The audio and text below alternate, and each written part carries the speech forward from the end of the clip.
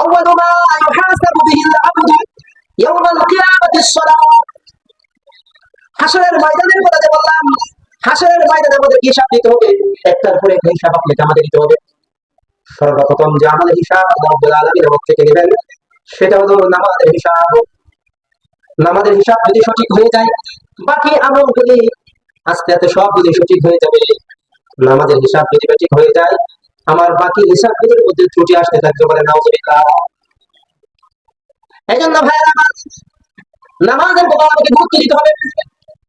রাসূলুল্লাহ সাল্লাল্লাহু আলাইহি ওয়াসাল্লাম বলেন, আল ফারকু বাইনাল মুসলিমি ওয়াল কাফির তারকুস সালাহ।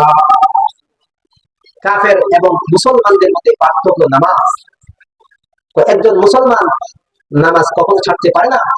মুয়াজ্জিন যখন মসজিদে আল্লাহু আকবার বলে আহ্বান করে, আল্লাহ সবচেয়ে বড়, আল্লাহ সবচেয়ে বড়, তখন একজন মুসলমান দুনিয়ার সব কাজ কর্ম ফেলে আল্লাহ তাআলার ঘরের দিকে দৌড়ে। সুবহানাল্লাহ।